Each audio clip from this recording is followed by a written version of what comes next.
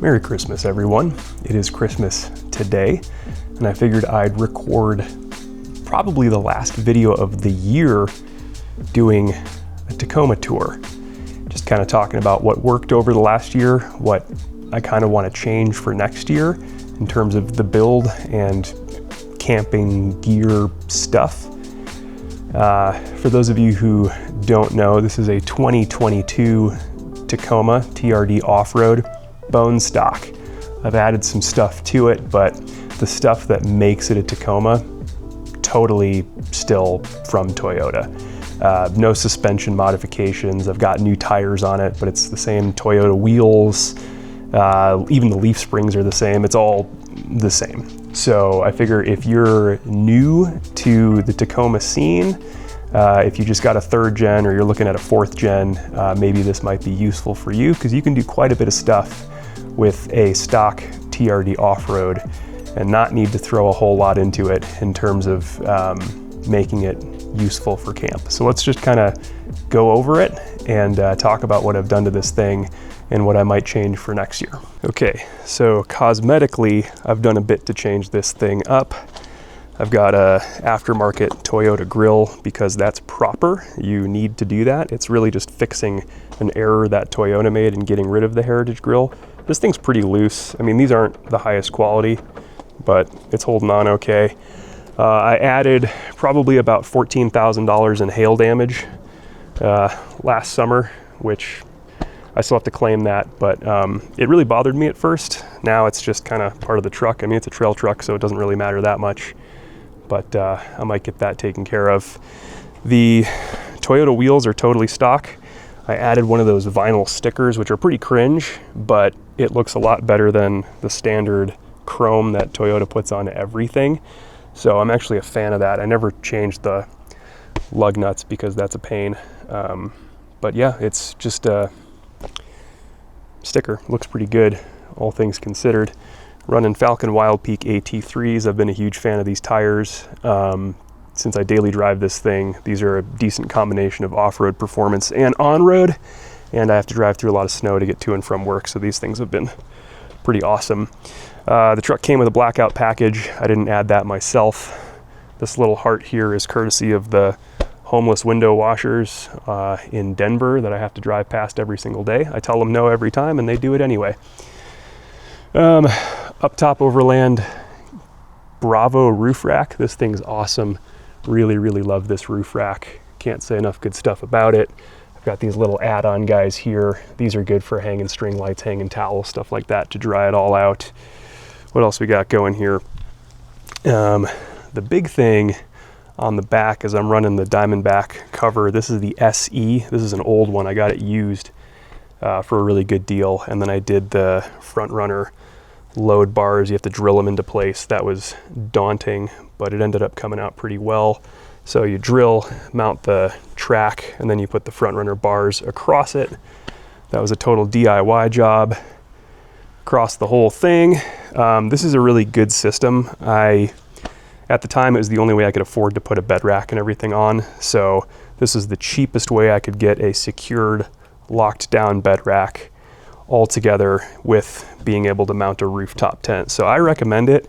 The up top system is honestly better. They have that bed rack that bolts into the cleats here for, I want to say it's like $1,300. I would love to go that route eventually.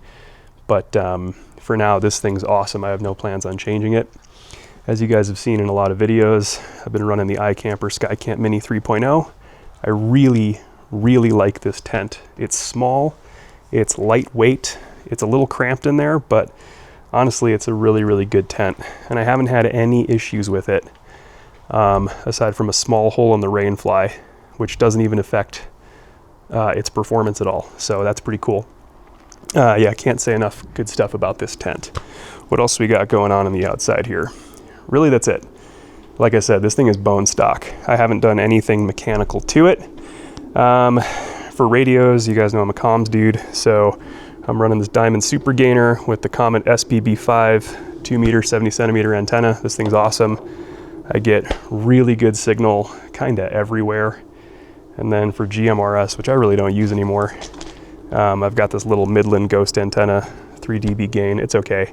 It works surprisingly well for what it is, but again, I don't use GMRS anymore anyway. It's just there in case I need it, because there's a lot of people who won't get ham. Okay, let's jump inside the car.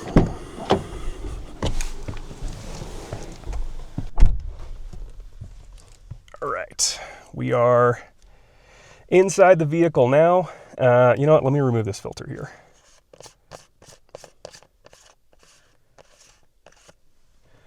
Okay, this is where I spend a good amount of my time. Like I said, this is my daily driver.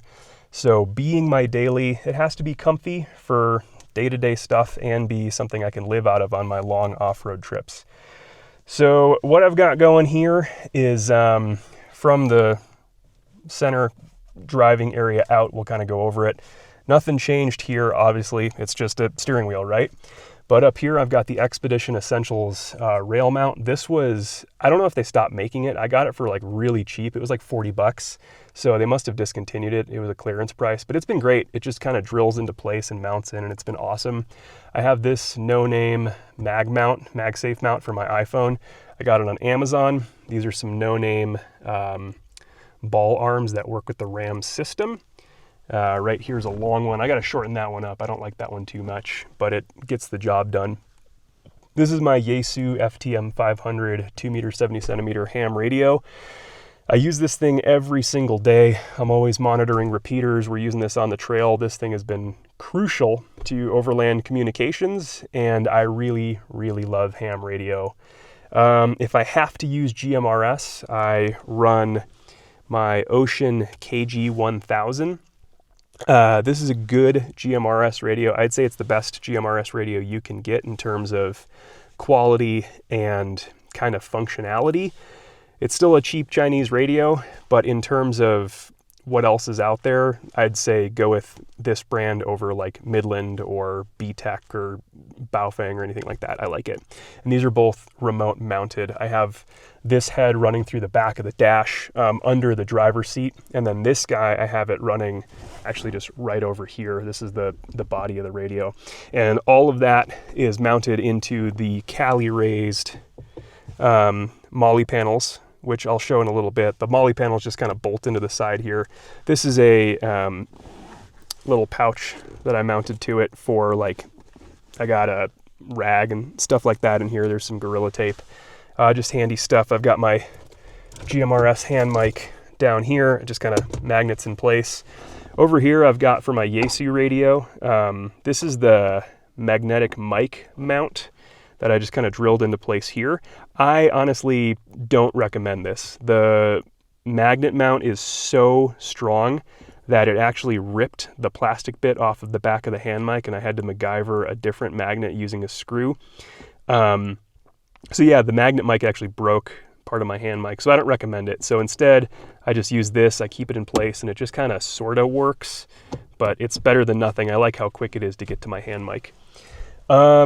Front seat is a front seat. This is where my camera gear lives when I'm on these long trips, literally just like this. I just kind of work out of my camera bag. And then that's kind of it in the front seat. Keep some pepper spray here for weirdos. I got my sunglasses. I got one of these organizer things from Amazon that works really, really well for here because there's no organization in the Tacoma, at least on the 3rd gen. I don't know how the 4th gen is. Glove box is just a total mess. I keep some maps and stuff in there, extra wiring, air tools, stuff like that. Yeah, that's the front seat. Nothing super special here. Keep some sunglasses here. Here's a better view of the MOLLE mount system from Cali Raised. It's good. I really like it. It's a good system. Under here, this is some wiring for my ham radio. I added some stuff to make it so that when the truck turns on, the ham radio powers on, and then when the truck is off, the ham radio powers off. This is a device called the APO3 from APS World. It allows that, and it works really well. The Tacoma has some weird issues in terms of engine noise coming through on the 2-meter band, so I've tried a bunch of different ferrites and a DC line noise killer back here to try and reduce that, and nothing works. So I'm gonna eventually have to remove the wiring from the under the hood and put it into my dual battery system. All right, let's walk around here.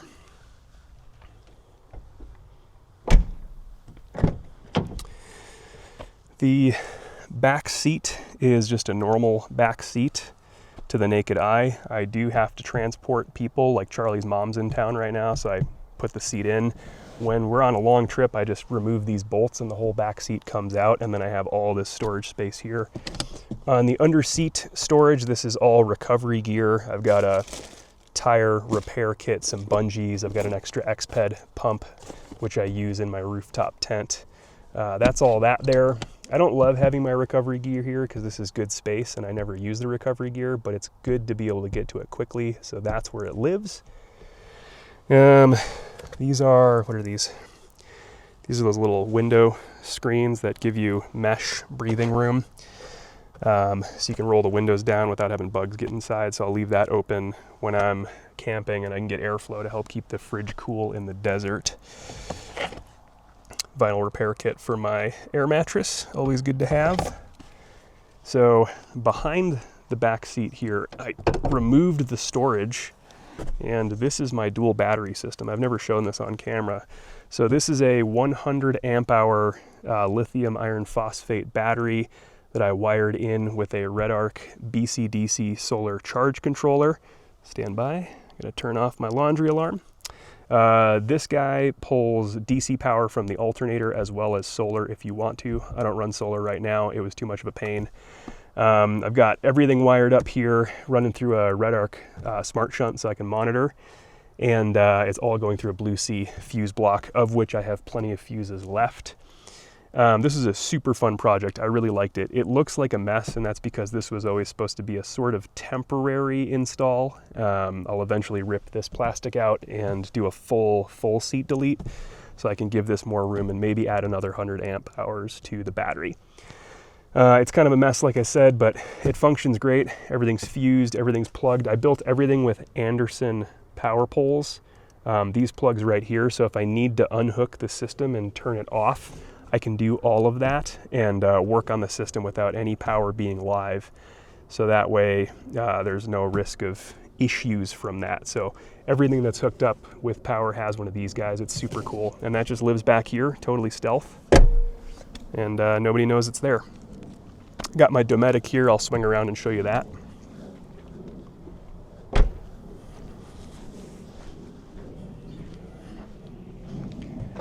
Okay. Here is the other side. This is kind of like the, I don't know, the kitchen living room area. I don't know, whatever. But this is where I spend a lot of time in the truck when we're at camp. So the Dometic CFX 345 is here.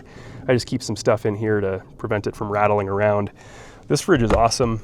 This thing's hooked up to my dual battery all the time. The dual battery will run this thing a really long time, like days and days without ever killing the battery. So this thing's super efficient. I really like it.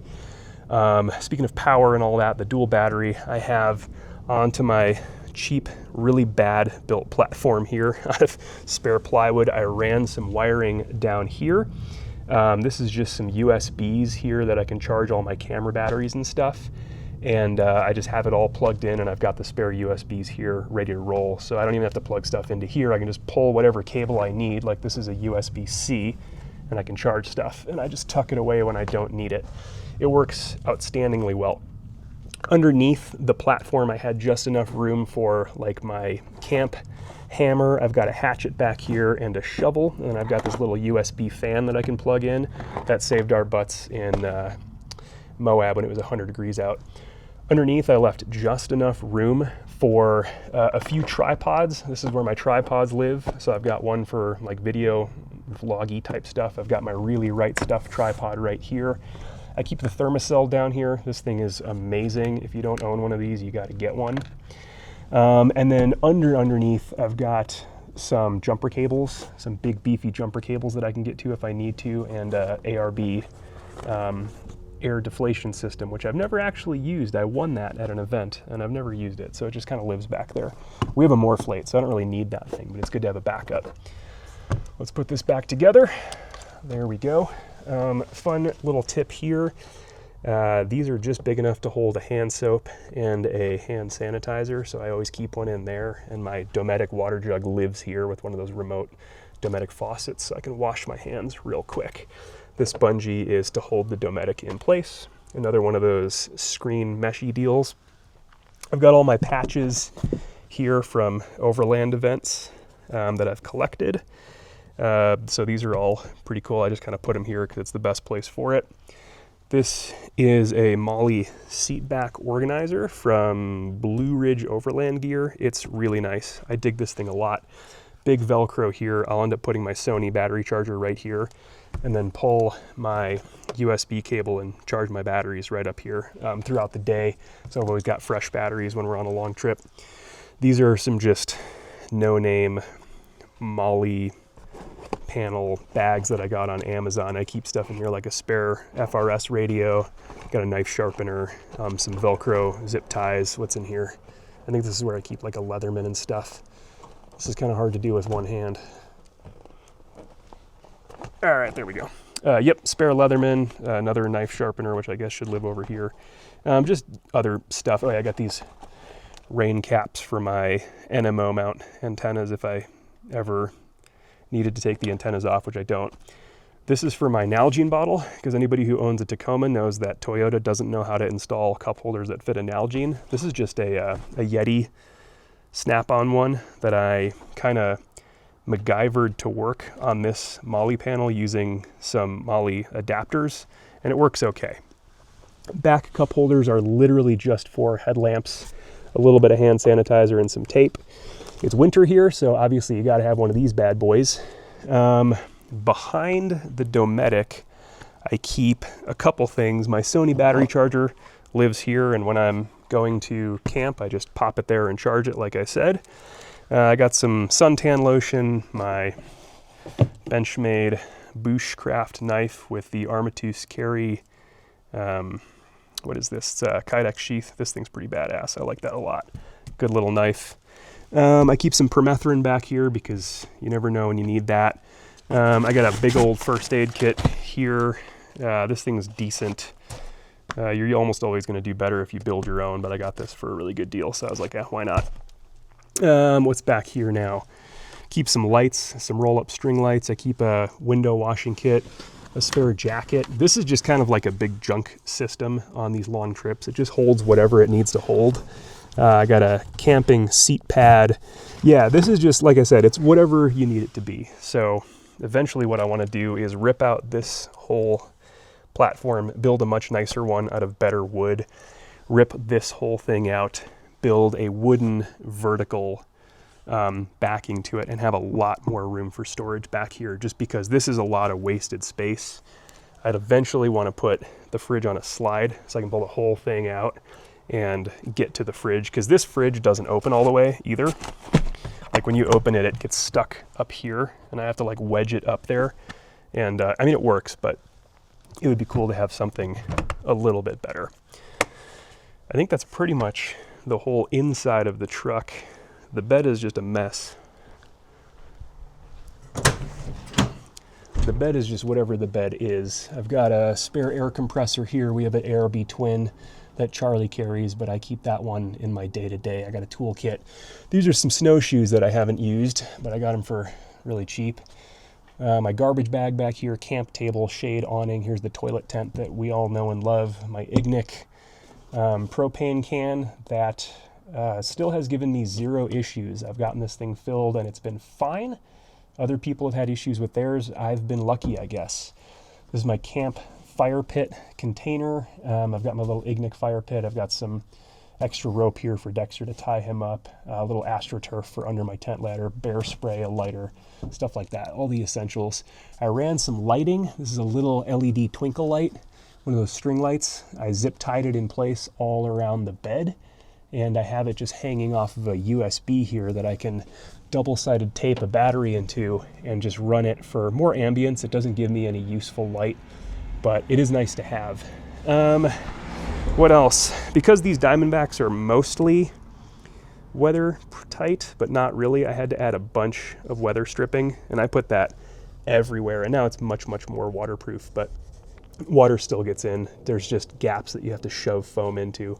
And like you can tell here, it's just still really dusty. Nothing you can do about it, that's just part of the bed. But the more of this stuff you add, the better it'll be. This is the Mountain Hatch, made in the USA tailgate table replacement thing. It's nice to have a flat surface, it's comfortable to sit on, it's a good working surface. I don't know that I'd recommend the Mountain Hatch. It's expensive, it's super heavy, and it breaks. Every corner is cracking on this thing. And I went to their website and it literally said somewhere, no warranty is implied. So I guess that means that they're not gonna stand by their broken product. I haven't asked them. They follow me on Instagram. I could probably send them a message, but I haven't asked them. So I don't know if it's just I'm SOL or I need to buy a different system, but that's been my experience with it. I probably should reach out and see if they'll fix it. Only other thing that I've done to this tailgate is I have the Runnin' for Tacos automatic locking modification, which the Tacoma doesn't come with. You have to use a key, but there was like a inexpensive mod that when you lock with your key fob, the tailgate locks, which was one of the first things I did to this truck, because to me that was silly. What else? Got rear-ended at a Target parking lot, and I was parked. He claimed I wasn't, so that's not going to get fixed because I'm not paying a deductible that I'm never going to get back because some jackass rear-ended me and then lied about it. So that's fun. I guess more reason to get a steel bumper. But other than that, man, that's pretty much it. The truck is, like I said, totally bone stock. I definitely want to swap out the leaf springs because these things are struggling. I got a lot of weight in the bed when we're loaded down for camp, and this thing sits low. You can probably see it right now. Like, that's not the normal ride height. So I got to beef up those leaf springs, and I'll do that eventually. But like I said, other than that, it's a totally stock truck. Very, very excited about it. We recently added a Starlink to our kit, so I'll probably find a way to mount that to the up top rack here. I don't know exactly how, but I will do that. I do like on the up top rack having mostly an empty rack because on those long trips I put Charlie's roam boxes up there and we can just carry dirty clothes and stuff like that, and it works out really, really well. Let me know if you want to see a tour of Charlie's rig. This is her really built out 4Runner, and I'm not going to give too much away because maybe she'd want to do a video on it, but here's a preview on it. This thing's sweet. I'm really loving what she has done to this thing. She just added a mattress to her platform on the inside, but if you want to see a video of that, leave a comment because I know she's really proud of her build. Okay, stand by. Yeah, that's it. Really quick video to end out the year. Thank you for watching. I was hoping to get to 300 subs this year. I don't know if that's going to happen just because I haven't been uploading so much, and that's fine. I totally understand that. But thank you to all the newer subscribers who have been watching my videos. I really appreciate it. Let me know if you have any questions on the build. Let me know if you want me to go into more detail on any stuff. That dual battery is something I really, really want to talk about because it was a super fun project and it has meant the world to me in terms of like being able to camp with sleep apnea and powering all my stuff. That's the video. Thank you for watching. Merry Christmas, everybody. I hope you have a good one, and I can't wait to get out camping again. I'm getting cabin fever. I don't like winter. Okay, subscribe, like, share, do all the stuff.